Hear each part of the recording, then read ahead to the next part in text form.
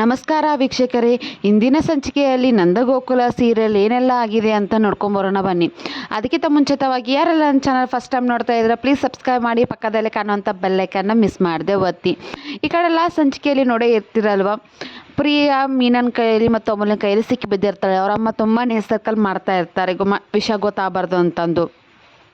ಈ ಕಡೆ ಅಮೂಲ್ಯ ಮತ್ತು ಮೀನ ರಿಯಾಕ್ಷನ್ ಯಾವ ಥರ ಇರುತ್ತೆ ಅಂದರೆ, ಮನೆಯಲ್ಲಿ ಎಲ್ಲರ ಮುಂದೆ ಸತ್ಯ ಹೇಳೋ ಥರ ಇರುತ್ತೆ. ಹಾಗೆ ಅವ್ರ ಅತ್ತೆ ಕೂಡ ಕೇಳ್ತಾ ಇರ್ತಾರೆ, ಇಷ್ಟೇ ತುಂಬಾ ಸೀರಿಯಸ್ ಆಗಿದ್ದೀರ ಅಂತ. ಆವಾಗ ಪ್ರಿಯಾ ಕೂಡ ಅಲ್ಲೇ ಇರ್ತಾರೆ.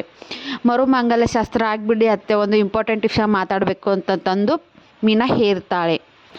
ಮಾಧವ ಪ್ರಿಯಾನ ಕೊಳ್ಳಿಗೆ ಚಿನ್ನದ ತಾಳಿ ಹಾಕ್ತಾ ಇರ್ತಾರೆ. ಆವಾಗ ಪ್ರಿಯಾಗೆ ತುಂಬಾ ಖುಷಿ ಆಗ್ತಾ ಇರುತ್ತೆ.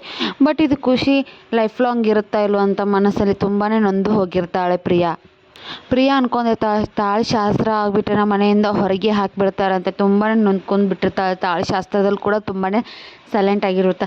ಬಟ್ ಆಗಿದೆ ಬೇರೆ. ಮೀನಾ ಅಮೂಲ್ಯ ಒಂದು ಸುಂದರವಾದ ಗಿಫ್ಟನ್ನು ಪ್ರಿಯಾಗೆ ಕೊಡ್ತಾರೆ. ತಗೊಳ್ಳು ಪ್ರಿಯಾ ಅವರೇ ಅಂತಂದು ಮೀನಾ ಕೊಡ್ತಾಳೆ. ಮೀನಾ ಹೇಳ್ತಾಳೆ, ನೀ ಯಾವಾಗಲೂ ಖುಷಿಯಾಗಲೇ ಇರಬೇಕು, ಅದೇ ನಮ್ಮ ಖುಷಿ ಅಂತಂದು ಮೀನಾ ಪ್ರಿಯಾಗೆ ಹೇಳ್ತಾ ಇರ್ತಾಳೆ.